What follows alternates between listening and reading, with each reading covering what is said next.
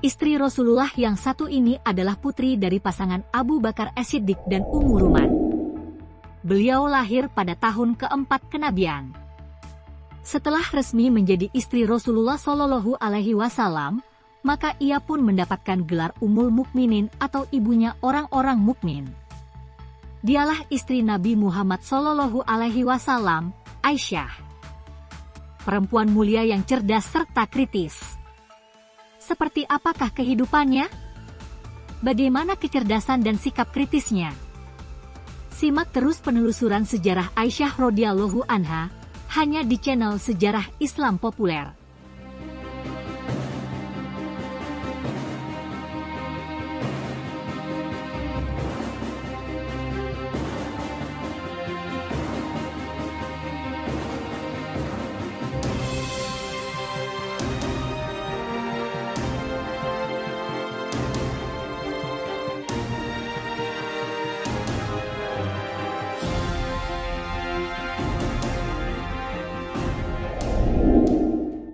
Selain gelar Ummul Mukminin, ia juga memiliki kesempatan yang cukup banyak berada di dekat Rasulullah Shallallahu Alaihi Wasallam.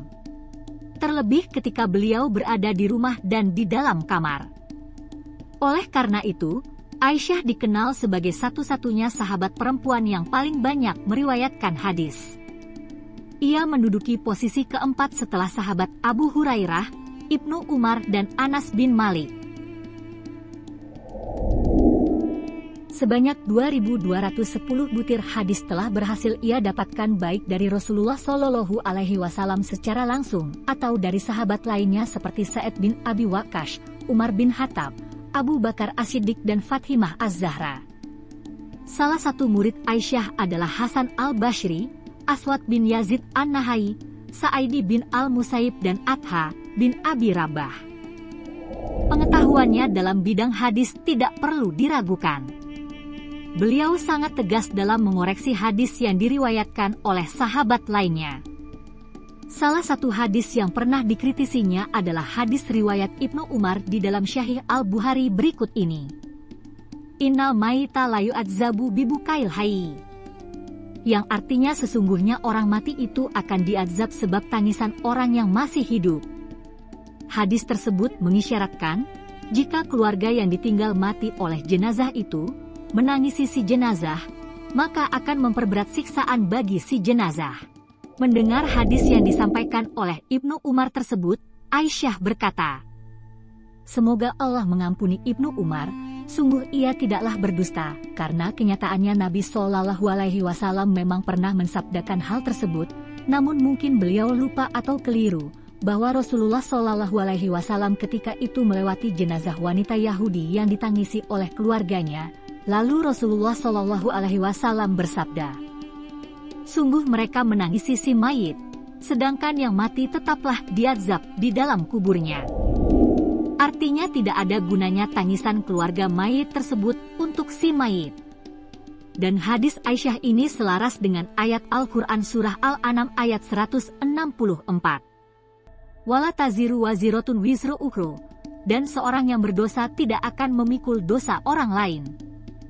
Jadi makna hadis tersebut adalah tangisan keluarga tidak akan menambah siksaan mayit di liang kubur. Kritik-kritik Aisyah radhiyallahu anha terhadap riwayatan para sahabat yang ia anggap perlu diluruskan pemahamannya ini terbilang banyak, bahkan sudah dimuat dalam satu kitab khusus yang disusun oleh Badruddin Az-Zarkashi dengan judul Al-Ijabah 5 Istadrokahu Aisyah ala Syahabah. Selain dalam bidang hadis, Aisyah juga dikenal sebagai ahli dalam ilmu faraid atau pembagian harta waris, sebab itu banyak para sahabat bertanya kepada Aisyah tentang faraid dan Aisyah mampu menjawabnya. Tidak hanya sebatas itu, Aisyah juga dikenal sangat alim dalam segala bidang. Bahkan Imam Az-Zuhri yang merupakan salah satu tabi'in yang menjadi muridnya mengandaikan, seandainya ilmu Aisyah adalah ilmu semua istri Nabi Shallallahu Alaihi Wasallam dan ilmu semua wanita dikumpulkan, maka ilmu Aisyah lebih afdol. Pujian juga datang dari Atha, ia mengatakan bahwa Aisyah adalah seorang wanita yang paling faqih dan alim, dan paling bagus pendapatnya secara umum. Bahkan Rasulullah Shallallahu Alaihi Wasallam sendiri pun mengakui kehebatan istrinya ini. Rasulullah bersabda, keutamaan Aisyah dibanding wanita lainnya adalah seperti keutamaan bubur sarit dibanding semua makanan. Selain itu, Aisyah juga mendapatkan sanjungan dari malaikat Jibril dengan menitipkan salam lewat Rasulullah Shallallahu Alaihi Wasallam untuk Aisyah. Maka Aisyah menjawab, alaihi salam warahmatullahi wabarakatuh. Engkau dapat melihat yang aku tidak dapat melihatnya. Aisyah juga mendapat keistimewaan dari Allah Subhanahu wa Ta'ala.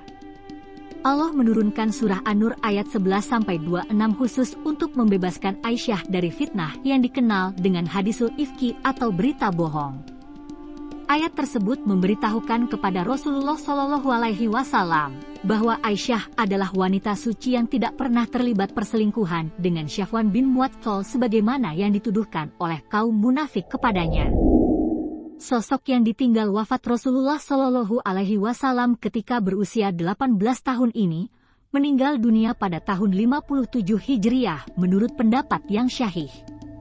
Sedangkan pendapat lainnya mengatakan bahwa ia wafat malam Selasa di akhir bulan Ramadan tahun 58 Hijriah dan dimakamkan malam hari setelah sholat witir di Baqi, sesuai wasiat terakhir Aisyah. Abu Hurairah turut mensolati jenazahnya, sedangkan keponakan-keponakannya seperti Abdullah bin Zubair, Urwah bin Zubair, Qasim bin Muhammad bin Abi Bakar turut membantu proses pemakamannya.